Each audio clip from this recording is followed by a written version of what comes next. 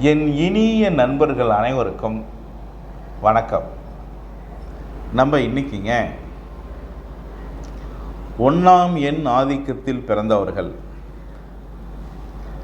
எந்த எண்ணின் ஆதிக்கத்தில் பிறந்தவர்களை திருமணம் செய்யலாம் அப்படிங்கிற பற்றி தான் பார்க்க போகிறோம். இந்த 1ஆம் எண்ணில் பிறந்தவர்கள் சூரியனின் ஆதிக்கத்தில் பிறந்தவர்கள். உடம்பு இவங்களுக்கு உஷ்ணமாகவே இருக்கும். முன்கோபம் உடையவர்கள் 1ஆம் எண் ஆதிக்கத்தில் பிறந்தவர்கள். 1ஆம் எண் ஆதிக்கத்தில் பிறந்தவர்கள் வாழ்க்கையில் பல வெற்றிகளை சந்திப்பார்கள். அரசு உத்தியோகங்கள், அரசியலில் பெரும் பதவிகள் இவங்களை தேடிக்கிட்டு ஓடிக்கிட்டு ஒடியாரும். ஏன்னா சூரியனுடைய ஆதிக்கத்தில் பிறந்தவர்கள். 1ஆம் எண் ஆதிக்கத்தில் பிறந்தவர்கள் பெரும்பாலும் இளம் வயதில் காதல் வசப்படக்கூடியவர்கள். 1ஆம் எண் ஆதிக்கத்தில் பிறந்தவர்கள் பிறர் எதிர்ப்பை மீறி திருமணம் செய்யக்கூடியவர்கள்.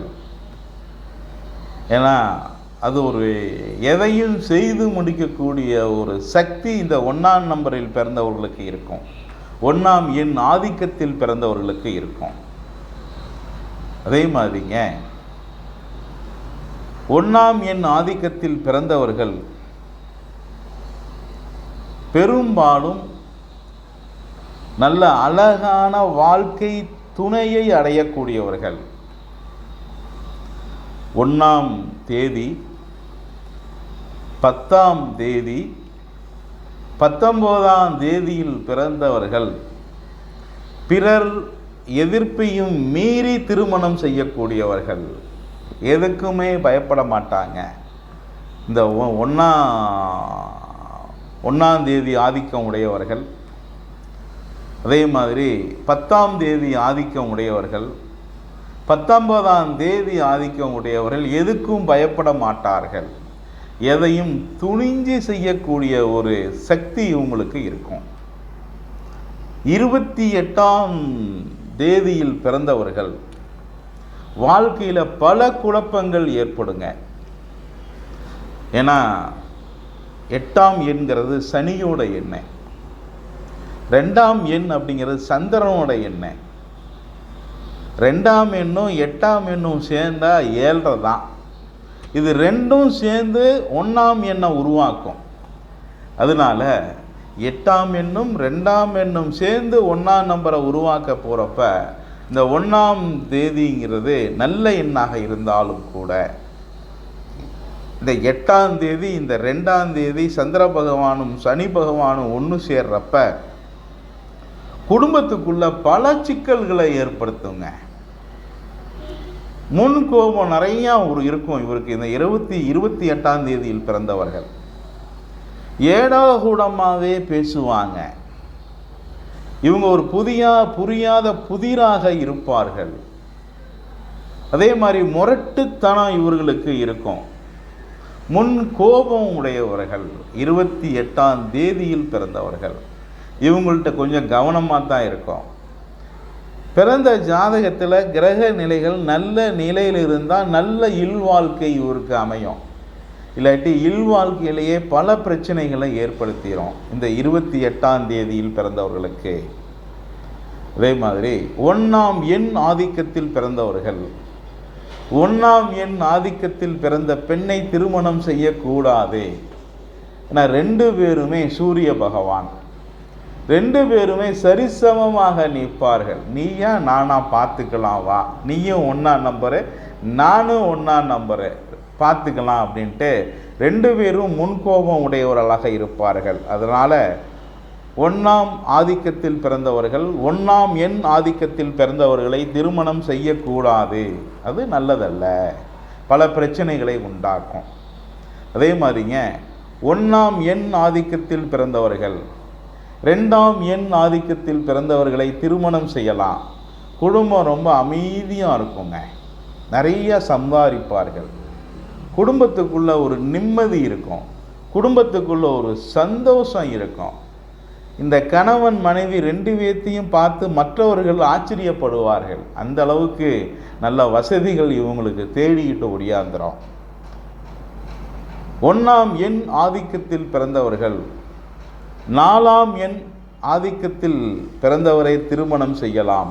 4ஆம் எண்ணுங்கிறது ராகு பகவானுடைய எண்ணெய். 1ஆம் எண் அப்படிங்கிறது சூரிய பகவானுடைய எண்ணெய்.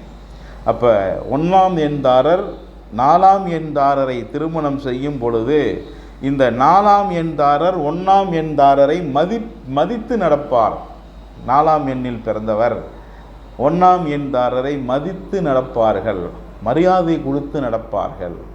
அவங்கள பார்த்தோன்னா ரொம்ப அன்பாக பேசுவாங்க. கணவனை பார்த்தோன்னே ரொம்ப அன்பாக பேசுவாங்க. அவங்களுக்கு தேவையான உதவிகள் பூராமே வீட்டில் இருந்து பக்குவமாக செஞ்சு கொடுப்பார்கள். இந்த 4ஆம் எண் ஆதிக்கத்தில் பிறந்தவர்கள் 1ஆம் எண் ஆதிக்கத்தில் பிறந்தவர்களை திருமணம் செய்யும் பொழுது வாழ்க்கை நல்லா இருக்கும். அதே மாதிரிங்க 1ஆம் எண் ஆதிக்கத்தில் பிறந்தவர்கள் 8ஆம் எண் ஆதிக்கத்தில் பிறந்தவர்களை திருமணம் செய்யலாமா? ஏன்னா 8ஆம் எண் சனி பகவானின் எண்ணுங்க, 1ஆம் எண் சூரிய பகவானின் எண்ணெய். அப்போ இவங்க ரெண்டு பேரும் ஒன்று சேர்றப்ப, சனி பகவானும் சூரிய பகவானும் ஒன்று சேர்றப்ப பல பிரச்சனைகள் வரும். வாழ்க்கையில் நிறையா கஷ்டங்களை சந்திப்பார்கள். ரெண்டு பேர்த்தையும் கணவன் மனைவி ரெண்டு பேர்த்தையும் பார்க்க போகிறப்ப சண்டை போடுற மாதிரியே தெரியும். ஆனால் ரெண்டு பேர்த்துக்குள்ள ஒரு உள் மனசில் அன்பு இருக்கும், ஒரு பாசம் இருக்குங்க. இவங்க ரெண்டு பேரும் வீட்டுக்குள்ளே ஒன்றா இருந்தாங்கன்னா எப்போ பார்த்தாலும் சண்டை வந்துக்கிட்டு தான் இருக்கும். எந்த நேரம் பார்த்தாலும் கணவன் மனைவியை ஏதோ ஒன்று சொல்லுவார், மனைவி கணவனை ஏதோ ஒன்று சொல்லுவாங்க. ரெண்டு பேரும் வா போன்னு சொல்லி பேசிக்குவாங்க. ஒரு மதிப்பு மரியாதை கொடுத்து பேச மாட்டாங்க. ஆனால் ஒன்றுங்க, ரெண்டு பேரும் பிரிய மாட்டார்கள். கணவன் ஒரு கொஞ்ச நேரம் வீட்டை விட்டு வெளியே போயிட்டாருன்னா உடனே மனைவி கூப்பிட்டு எங்கே இருக்கிறீங்க, சீக்கிரம் வீட்டுக்கு வாங்க அப்படின்னு கூப்பிடுவாங்க. அது மட்டும் இல்லை, ரெண்டு பேரும் இருந்தாங்கன்னா ஒரு மற்றவங்க பார்க்குறதுக்கு சண்டை வர்ற மாதிரியே தெரியும். ரெண்டு பேரும் கத்தியை தூக்கி நிற்கிற மாதிரி நிற்பாங்க. ஆனால் அந்த ஒரு உள் பாசம் அவங்களுக்கு இருக்கும். கணவனை விட்டுட்டு மனைவி கொஞ்ச நேரம் கூட இருக்க மாட்டாங்க, மனைவியை விட்டுட்டு கணவன் கொஞ்ச நேரம் கூட இருக்க மாட்டாங்க. அப்படி ஒரு நட்பு இவங்களுக்கு இருக்கும். இந்த 1ஆம் எண்தாரர்கள் 8ஆம் எண்தாரரை திருமணம் செய்தால். அதே மாதிரிங்க 1ஆம் எண் ஆதிக்கத்தில் பிறந்தவர்கள் 3ஆம் எண் ஆதிக்கத்தில் பிறந்தவர்களை திருமணம் செய்யலாம். 3ஆம் எண் ஆதிக்கம் குருவுடைய எண்ணுங்க. சூரிய பகவானும் குரு பகவானும் ரெண்டும் ஒன்று சேர்றப்ப கணவன் மனைவி 3ஆம் எண்ணில் பிறந்தவர் மனைவி, 1ஆம் எண்ணில் பிறந்தவர் கணவர், இவங்க ரெண்டு பேரும் ஒன்று சேர்றப்ப ஒரு குதூகலம் இருக்கும் குடும்பத்துக்குள்ள. பணம் நிறையா சம்பாதிப்பார்கள். ரெண்டு பேருமே ஒரு அந்யுன்னியமான வாழ்க்கையை வாழ்வார்கள். கணவன் மனைவியை மதித்து நடப்பார், மனைவி கணவனை மதித்து நடப்பார். குடும்பத்துக்குள்ள ஒரு நிம்மதி இருக்கும், ஒரு சுகம் இருக்கும். நல்ல அழகான குழந்தைகள், நல்ல கல்வி அறிவு உள்ள குழந்தைகள் இவர்களுக்கு பிறக்கும். வாழ்க்கை ரொம்ப அமைதியாகவும் ரொம்ப சூப்பராக இருக்குங்க. அதே மாதிரிங்க 1ஆம் எண் ஆதிக்கத்தில் பிறந்தவர்கள் 5ஆம் எண் ஆதிக்கத்தில் பிறந்தவரை திருமணம் செய்யலாம். வாழ்க்கை நல்லா இருக்கும். இந்த 5ஆம் எண் புதன் பகவானின் எண். 1ஆம் எண் சூரிய பகவானின் எண். சூரிய பகவானும் புதன் பகவானும் ரெண்டும் ஒன்று சேர்றப்ப குடும்பம் ரொம்ப நல்லா இருக்கும். ரெண்டு பேரும் பிரிய மாட்டாங்க. கணவன் எங்கே வெளியே போனாலும் இந்த புதனை தூக்கி பக்கத்தில் வச்சுக்கிட்டு கூட்டிக்கிட்டு தான் வெளியே போவார். வந்தாலும் ரெண்டு பேரும் ஒன்றா தான் வருவாங்க. எந்த இடத்துக்கு போனாலும் மனைவி இல்லாமல் கணவன் போக மாட்டாருங்க. ஆமாம், மனைவி வர்றையா, வா வண்டியில் உட்காரு, போய்கிட்டே இருக்கலாம். ஆமாம், மனைவி மேலே ரொம்ப அன்பும் ரொம்ப பாசமும் உடையவர் இந்த 1ஆம் எண்தாரராக மாறிவிடுவார்.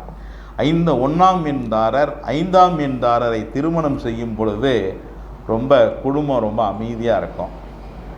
நல்ல அழகான குழந்தைகள், நல்ல கல்வி அறிவு உடைய குழந்தைகள், நல்ல தொழில் உடைய குழந்தைகள் இவருக்கு பிறக்கும். அதனால் 1ஆம் எண் ஆதிக்கத்தில் பிறந்தவர்கள் 5ஆம் எண் ஆதிக்கத்தில் பிறந்தவர்களை திருமணம் செய்யலாம். அதே மாதிரிங்க 1ஆம் எண் ஆதிக்கத்தில் பிறந்தவர் 6ஆம் எண் ஆதிக்கத்தில் பிறந்த பெண்ணை திருமணம் செய்யலாமா அப்படின்னா கண்டிப்பாக திருமணம் செய்யலாம்.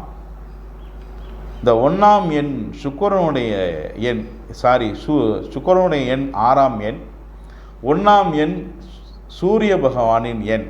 இவங்க 2 பேரும் ஒன்று சேர்றப்ப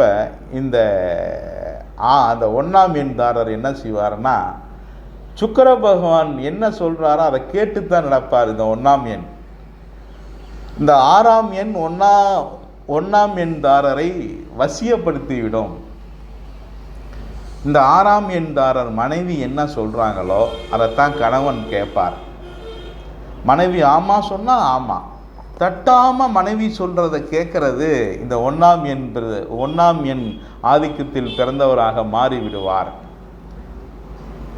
அதனால் 1ஆம் எண் ஆதிக்கத்தில் பிறந்தவர் 6ஆம் எண் ஆதிக்கத்தில் பிறந்தவரை திருமணம் செய்யலாம். 6ஆம் எண் ஆதிக்கத்தில் பிறந்தவர் 1ஆம் எண் ஆதிக்கத்தை வசப்படுத்தி விடுவார். 6ஆம் எண்தாரர் எடுக்கக்கூடிய முடிவு தான் 1ஆம் நம்பரும் எடுப்பார். மனைவி என்ன சொன்னாங்களோ அதுதாங்க, நீங்கள் போய் கேட்டுங்க, மனைவியிட்ட கேட்டுக்குங்க அப்படின்றவாருங்க. மனைவி எடுக்கக்கூடிய முடிவு தான் அந்த வீட்டில் கரெக்டான முடிவாக இருக்கும். அப்படி ஒரு வாழ்க்கை அவங்களுக்கு ஏற்படும். அதே மாதிரிங்க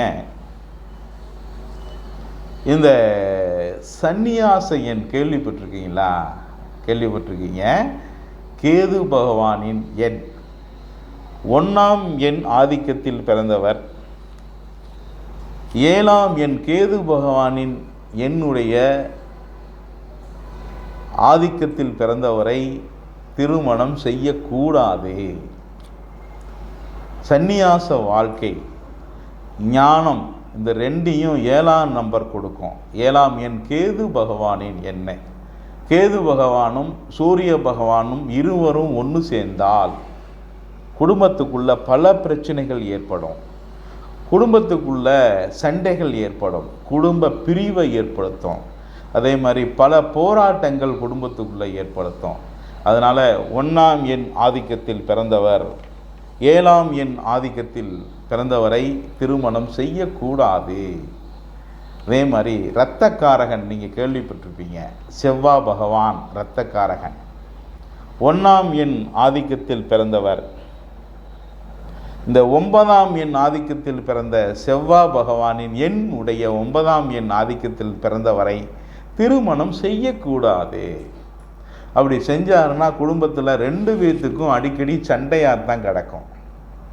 கணவன் மனைவி 2 பேரும் மோதிக்குவாங்க. நீயா நானா பார்த்துக்கலாங்க வாங்க அப்படின்ட்டு 2 பேரும் மோதிக்குவாங்க. குடும்பத்துக்குள்ள ஒரு நிம்மதி இருக்காது. குடும்பம் போராட்டமான குடும்பமாக மாறி போயிடும். குடும்ப பிரிவினை கூட ஏற்படும். அதனால் 1ஆம் எண் ஆதிக்கத்தில் பிறந்தவர்கள் 7ஆம் எண் ஆதிக்கத்தில் பிறந்தவர்களை திருமணம் செய்யக்கூடாது. அதே மாதிரிங்க 1ஆம் எண் ஆதிக்கத்தில் பிறந்தவர் 9ஆம் எண் ஆதிக்கத்தில் பிறந்தவரை திருமணம் செய்யக்கூடாது. இதுதான் இந்த 1ஆம் எண் ஆதிக்கத்தில் பிறந்தவர்களுக்கு திருமண வாழ்க்கையாக அமையும். நன்றி நண்பர்களே, மீண்டும் சந்திப்போம். நன்றி, வணக்கம்.